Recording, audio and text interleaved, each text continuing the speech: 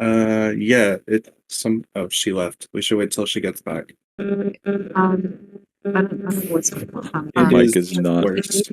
Hello, everybody, and welcome back to Echoes. State your role. What you do. Hi, guys. I'm Charlie. I do map design, and I'm one of the co-producers of Echoes. Hi, I'm Paleo or Payo, however you want to say it. I'm the other co-producer, which is just like fancy title, but I model and I do like art and the map. Hi, I'm Mev. I'm the programmer, so I do all of the game stuff, where everyone else does all like the modeling and texturing. Hi, I'm Bavelli or Tigris, and I'm a modeler and animator, and the animation and design production manager. Okay. Very Should I cool. just start from the top of the list? Okay, so the first question is for people who aren't really familiar with like the setting of the game. People have been asking a lot like what time period or locations will animals be added from? Basically, we're looking at a slice of time that is preserved by the La Brea tar pits in Los Angeles, and that is from like around, I think, 50,000 years ago to about 20,000 years ago, which is like the very, very latest endpoint of the late Pleistocene. I don't really want to like say animals because I don't want to like confirm anything, but the last ice age. Is the map based? Sorry, do you want to say something? Oh no, I was gonna say like, hey, you can mention dire wolf, obviously. Yeah. So all the like very iconic megafauna that people are familiar with, minus some recent additions to the continent, like elk, which are they basically migrated to North America after the ice sheets melted for the most part, so those will not be included. The other question is the map based solely on a real place, or are there made-up elements? My vision for the map was basically, I don't think we took a height map, but we definitely took a map of the La Brea tar pits themselves and kind of built the map around that. Yeah, it was a map of the tar pits, and then it was a while ago, but I think we just like built a bowl around it. So we built the map is like a basin to kind of reflect the Los Angeles basin, which is like where all the sediment collected from the Santa Monica Mountains into the basin below, which covered the tar pits and preserved everything so perfectly. So we like modified the tar pits to how they would look at the time they were active, not just like open excavation pits. Very hard though, because the whole city is under like 10 feet of concrete now to get an idea what it should look like. But we have like an idea, like we know that they were surrounded by woodland and all that. Mev, any features you want to discuss? So the next question on the list was, will there be a grouping feature? It's coming back from Cenozoic Survival, and we've got some other additions planned for it, but I don't really want to go into detail for those yet. The next question is, how will gameplay differ from Cenozoic Survival? And then I'll go ahead and do the next one too, because it's sort of hand in hand. It's how big of an impact our AI animals plan to have. So for when I was thinking about how I wanted to make Echoes different from CS, one of the things I really focused on was how can I make it more interesting to play than just like running around as your favorite animals and fighting. So I really wanted to have features that can make the game more replayable. And one of the things I think is really important is to have AI to be able to interact with, and so you're not relying on players all the time. So of course multiplayer is still an important part because you got to role play and you want to have like competition with other players. One of the things I really wanted was to be able to have some fun just playing the game on its own, and then the players sort of just add to that.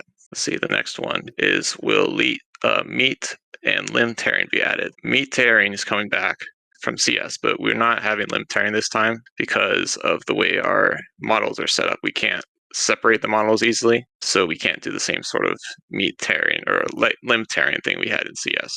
And the next one is, will corpses becoming inaccessible in water be combated? And so this time we've got corpses, when they drop, they'll float in water and you can push them to shore. And if they float around too long, they'll sink, but it's usually plenty of time to push it to shore. And then also, if you're trying to eat corpses that are in water, it always prioritizes the corpse, even if it's underwater. So you can eat corpses that are underwater as long as you're not swimming.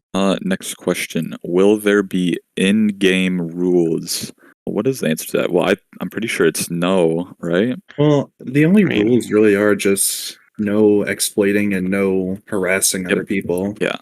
I don't think there's really anything beyond like the Roblox terms of service. Ooh, will there be pouncing and latching? That's a good one. I think I think you have the best So I think if ever anyone saw the trailer, then you'd know that Latching's coming back because he was in the one shot. But we also want to have Pouncing for Smilodon, which I don't want to go into too much detail to, but basically it would let you grab other animals. Something similar to the wolf, but also a little different. I think that one of the main elements also around that was Smilodon would be able to take on like larger animals like the bison much easier, but it's sort of a skill ceiling where you can just go in and play as the wolf, but the Smilodon you actually need to learn how to use more. Yeah, so we wanted to make Wolf more like pick up and play, and our goal with Smilodon is to give it more of like a learning curve. So there's like stuff to actually learn that you can actually master. Will there be a combat system for the same species? It sort of depends on the animal, Yeah. which animals are going to get some sort of special combat system. That's another part of the grouping system is there will be same species combat. I think this is totally optional, so if you want to just have a friend group you can leave it at that, but for more like public groups in servers there will be roles sort of, and you can work your way up or down the hierarchy on if you are good at sparring or not. I think that'll probably end up coming down to like gameplay. Like it'll probably change as we work on it. Yeah. But know that that'll actually be something that we're working on. It probably won't be when the game first comes out, but it'll definitely be a very soon feature. Will any species be purchased with Robux or tracks? I think in terms of that element, there are a few animals that we want to add on later, but we want to definitely fill out the base roster of animals fully so you don't really feel like you're missing out if you don't have Robux. I think we discussed that most of the animals that you could get with Robux would also be like something you could grind for tracks, you know. But no, most animals are actually gonna be things that you just do little missions for to unlock. Nothing too hard. It wouldn't take more than like 30-40 minutes now. Okay, let's just summarize the last question that you just answered. So, will any species be purchased with Robux or tracks? Said yes. Yeah. I mean, there will be a few Game Pass animals, and most of the Game Pass animals will be things that you can get using tracks, like a lot of tracks. But there's definitely going to be way more like animals that you just get in game than not. Yeah, so a couple Game Pass animals, but you can also have the option to buy them with like just a bunch of in-game currency, but they'll be very expensive. Or you can just buy them with Robux. Oh, Bab, this one's a question for you. Will there be any compensation or transferring of game passes from Seno? So, since this is a new game, we aren't going to be transferring game passes. Instead of having like packs, we're going to have individually purchased things. But Cenozoic Survival will remain open, so you won't lose anything.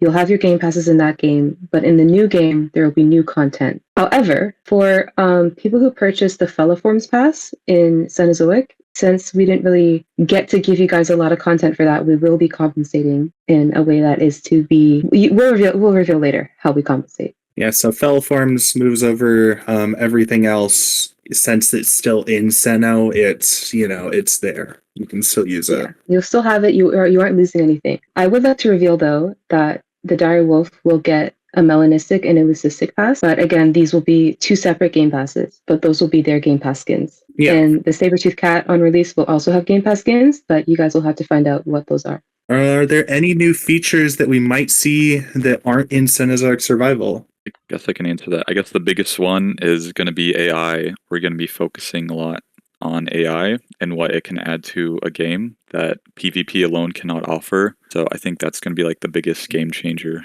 for this game. AI for real. It's crazy how much it's changed the layout of how the game plays. Because before, if there aren't players in certain parts of the map, it's just you're kind of by yourself. But with Echoes, we've been running around, and there's certain spots where you'll scare up like clusters of rabbits and pronghorns, and they're just running everywhere. It makes it like so much more ambient, and that's not even. It says on the website we have more AI plans, but we can't really get into what else is going to come to the game yet. So I've seen a lot of people asking about the in-game currency system and how you will get the tracks. So we're going to have a sort of task system where you do activities that just depend on what animal you are and just give you tracks, and then you'll get different activities that the animal would do in real life. So just to keep you active instead of just sitting in one spot waiting for tracks. So for herbivores, there's going to be migration events where certain areas of the map will become like hotspots where you can just stay in them to get tracks, but you have to travel there to get to them.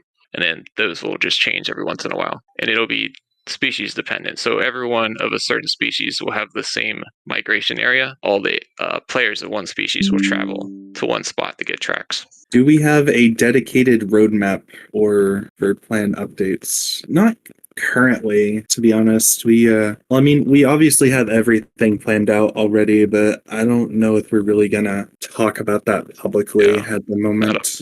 We do have everything for the game planned out. It's just that, as we develop the game more, we realize certain features could be changed, make the game better, so nothing is really set in stone until we do it, Will there be Bone Break? It was just a no. No. Yeah.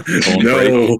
So Yeah. the idea, reasoning behind why we are removing Bone Break is because there's a couple reasons. There's like a logistical reason that it's like one less animation we have to make. So Not even one, it's like 3. Yeah, so it's just less animations for us. Also, for gameplay, it doesn't really do much. It's just kind of annoying and not very fun for the player. Sorry. One of the questions we've been getting a lot is, will you add this animal or that animal? And the answer to that is simply just we aren't confirming what's on the roster so far. Just the 4 right now.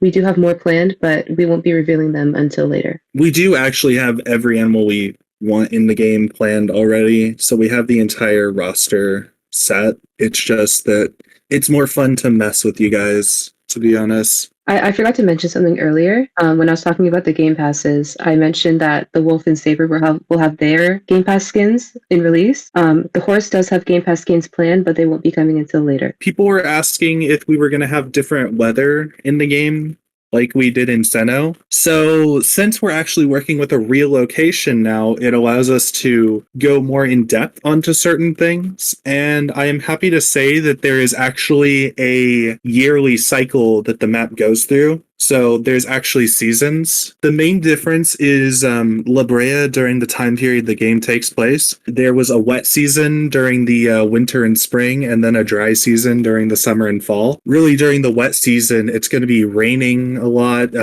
All the food's going to be very plentiful. There'll be water will be very plentiful. But during the dry season, non-permanent bodies of water, so the only permanent bodies of water on the map will be rivers. Everything else will actually be depletable. So you'll actually be able to fully consume all the water on the map aside from the rivers. All the food, by the way, a lot of people have pointed out that there were bald patches of grass in the trailer. That's so even the grass is depletable. So it'll definitely be a sort of pushing herbivore players around, and obviously the herbivore players follow the carnivore players, or I mean other way around, the carnivores follow the herbivores. It won't just be stagnant gameplay. It'll go between a time of plenty where you can just kind of chill with friends for a few hours to a time of basically being constantly on the move and exploring the map during the dry season. So it'll go back and forth to really spice things up. In terms of natural disasters, the main thing is really just during the beginning of the wet season, there'll be a thunderstorm, but then it just goes to light rains for the rest of the wet season, We have a whole yearly cycle in the game, and the environment's constantly changing, and I've really wanted to talk about that, so I'm excited for people to be able to explore the map with that, Yeah.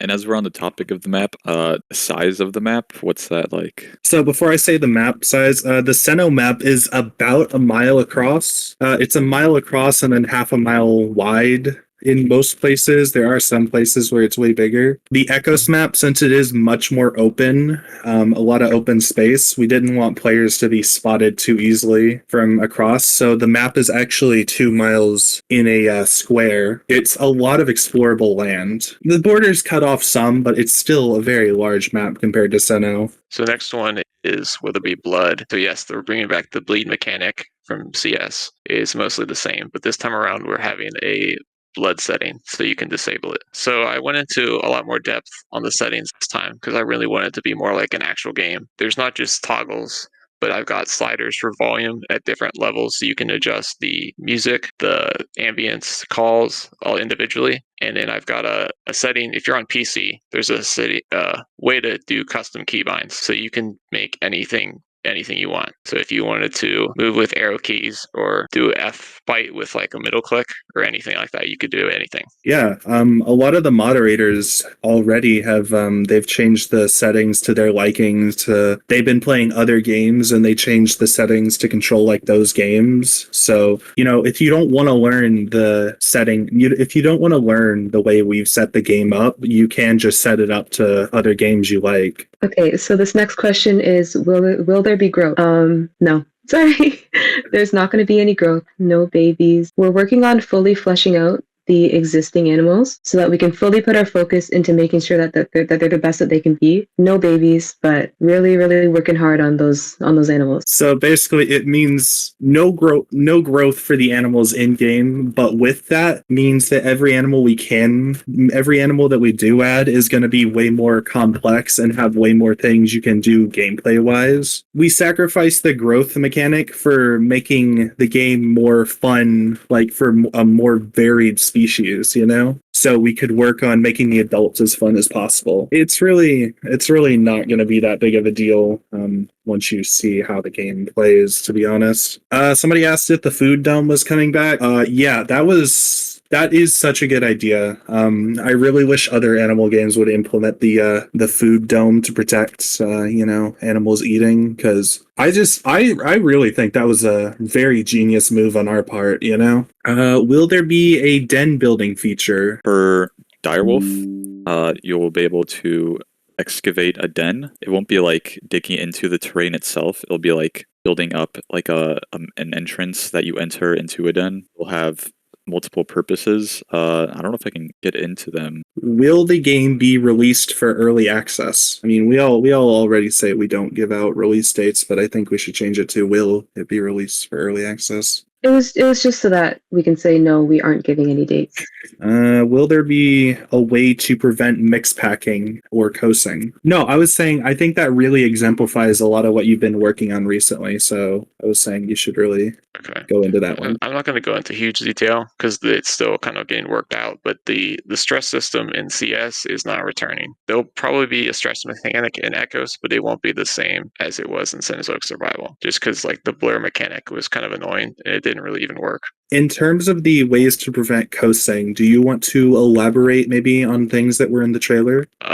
No. Will there be different habitats across the map, and will these different habitats provide unique gameplay opportunities for the players depending on the species they play? Yeah, I mean, I feel like we should talk about that next. Sean, you want to do that one? Yeah, there will be there will be different habitats across the map that are preferable to certain species. There will be 5 different habitats based on like the real world location. There will be the oak parkland, the sage chaparral scrub, the pine juniper woodland, the hillside prairie, and the riparian woodland. Different habitats will have different like resources that are preferable to certain species. If you're a horse, you want to be in the prairie because that's where all the grass is, and horses are really good at munching on grass. Or if you're like a bison, you want to be in the like scrubland or woodland because that's where like the sage chaparral scrub has a lot of like cover for predators, like lots of thickets and like bushy areas for predators to hide in. So that's more preferable to hunt in than say like the prairie where it's just mainly grass and much fewer shrubs. You'll still be able to explore the whole map as whatever animal you choose. There's nothing to stop players from going where they please.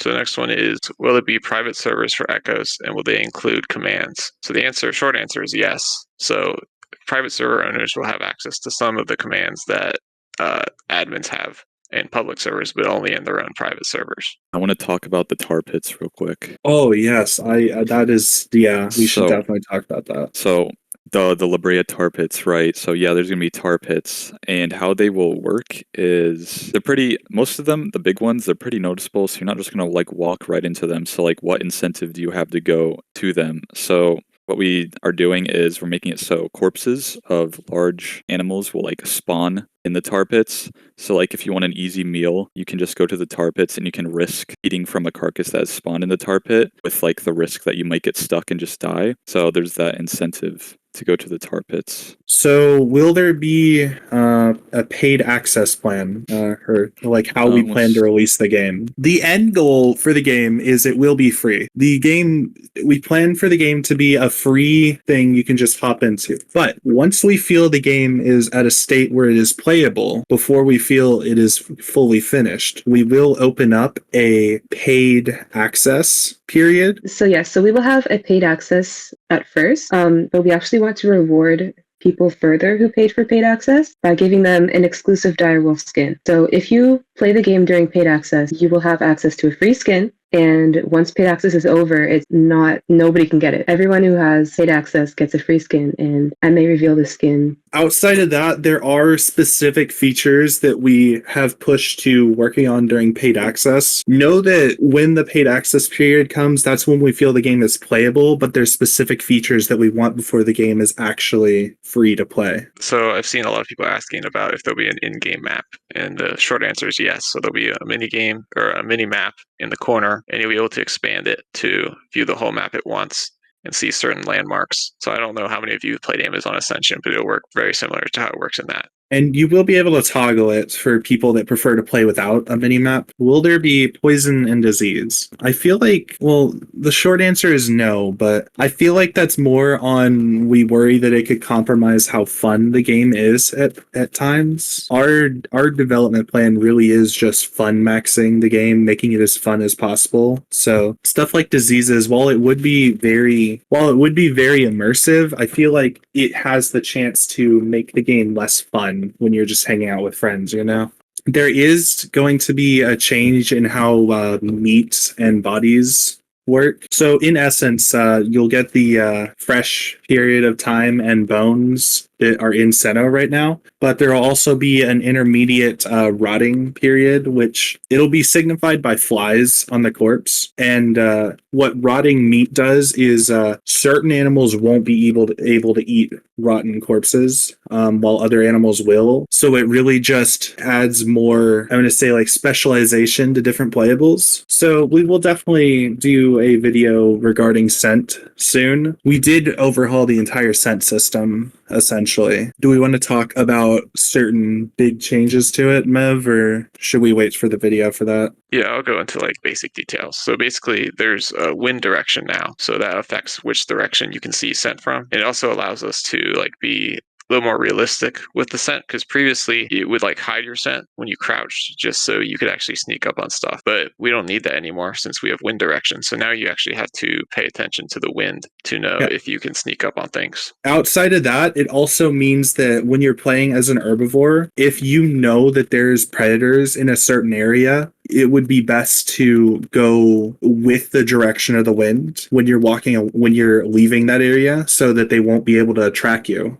That also means that if you're going towards wind, people will be able to track you from a very long distance. So it really adds another level of evasion from predators and stuff as an herbivore. So another question was, will there be more skins added? So the short answer is yes. We do plan to have more skins in the future. They'll be a surprise, but we'll probably preview them before we release them. But we do have more skins planned for every playable. Oh boy, I'm seeing a lot of people talk about the poop system. Poop really is it's part of scent. It does have another use, but the main thing is it's just to let people know that a herd or a group of animals has been through an area, so if they want to, they can start tracking them. Yeah, it's like basically it's something to be like, oh, I should turn my scent on now because there's something was here. We're not doing oxygen again, since there's so little water on the map. You just won't drown in the game. Instead, we're replacing it with a cleanliness system. So what cleanliness does is it will allow you to heal faster when you're clean. And to clean yourself, we have designated wallows around the map. Yes, you will be able to wallow around the map as every animal. And with that comes dung, which predators will be able to hide hide their scent by wallowing in herbivore dung. This is based in reality,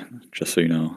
Dogs do this. Yeah, this is a thing that canines do in the wild. They will disguise themselves as elk. Like in Yellowstone, gray wolves will actually disguise themselves as elk by wallowing in elk dung. So Yep. when an elk smells them, it's like, oh, there's another elk in the area. You will be able to disguise your scent as herbivore scent when you're playing as a predator by wallowing in the dung of that herbivore. Yes, some big cats do it too, so we're also giving it to Smilodon. Critical hitboxes. That's I know that's something we early on, instead of it being like Seno, where the models are the hitboxes, in Echoes we actually designed specific hitboxes. So there is a slight damage buff if you attack certain parts of an animal's body. I think the main thing is just there's a slight modifier on the head. Was that what you did, Mev?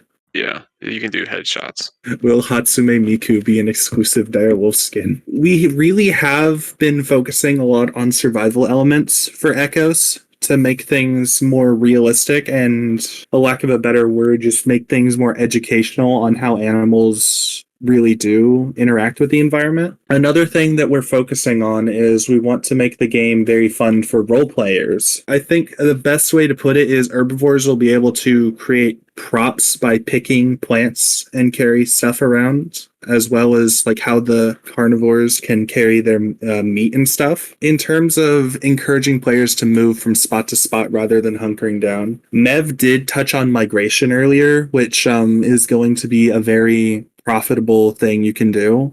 So there will be migration, which will earn you tracks for moving around the map. But there will also be foliage is actually consumable in terms of grass. It was actually in the trailer. A lot of people missed this, but the horses were actually grazing down the grass in the trailer, and it makes it to where you can't feed from that area when there's no grass there. So that'll definitely push herbivores around a lot. As for the spawn location, I'm pretty sure it'll be completely random, and there will be many different random spawns, just so there's not like hot spots. Someone said, will there be poisonous plants, mushrooms, berries, insects? There is the elderberry bush, which has berries that are poisonous. I don't think they're very poisonous to animals because they're so big, but if you eat a lot, I guess they're poisonous. I don't know if we'll implement that. It would be interesting. I don't think we have any poisonous insects planned. There's not really we don't really have any plans for things that would hunt insects, but there will be like ambient butterflies and stuff around the prairie.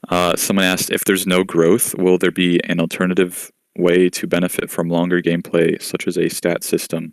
So we have discussed this, ways to make surviving longer reward you in some way. I don't know if I want to get into it because it's just kind of an idea at this point. Yeah, so the dropping of dung is completely random, and there's like a limit to how much dung can be in a certain area at once, so there won't be like giant piles of it or anything. Will AI spawn be completely random or have specific predictable place? Oh, that's a good one. The AI we've revealed so far will be completely random. That might change with some other AI we add, but for now it's all random. The rabbits and pronghorn will spawn in different areas depending on the season. So you have to search different levels of elevation to find them depending on what season it is. Echoes will be playable on all available devices on Roblox except for VR. There will be tablet, there will be mobile, there will be tablet, there will be console, although console compatibility will probably be at a later date, as Roblox does have rules against uploading unfinished games onto console. Tank controls got removed in Echoes, which sounds bad, but I think after you've tried it, you'll get used to it a lot.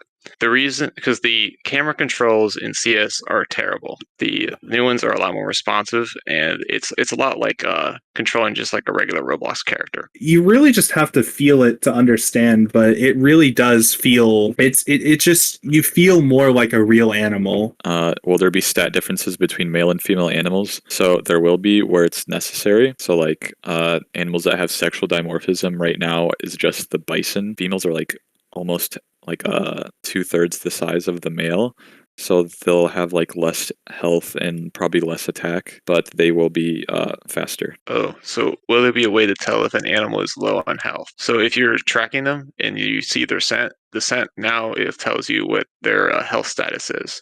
So I think there's like 3 or 4 different health statuses. They can be like so you can get an approximation of how low your target is. So how do peccary AI defend themselves? So the Platygonus, or the flat-headed peccary, is pretty large. It's lighter than a direwolf, but it's about as tall as one, and they travel in packs. Not sure how big they'll be, probably around like 5 to 10, or maybe on that number, yeah, 5 to 10. And they can be pretty aggressive. Depending on how many direwolves are approaching a pack of peccaries, it will determine if the peccaries either attack or flee. So if it's only like one direwolf and it's like 5 peccaries, the peccaries will start like clacking their jaw together, which peccaries do in life, before they like run after you and attack you. But if it's like a Smilodon approaching like a couple peccaries, the peccaries will just automatically flee, and you'll have to just chase them. Yeah. But they will be roaming around the map. They will give you a small bit of warning with the jaw clacking, but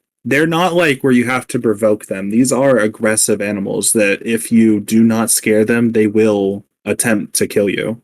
And so it will be an experience when you accidentally come across a herd of them. So somebody asked if there's going to be events based on holidays. We actually will be doing certain holiday skins for animals. I'm not going to reveal what they will be, but we will likely have holiday skins that you can purchase during a set time, like during that holiday. And it'll be like you'll be able to use it all year round, but you'll only be able to get it during that period. So on that topic, I believe we have covered everything that we really want to talk about. Thanks for tuning in, guys. We've been the Echoes team. Thank you guys for joining.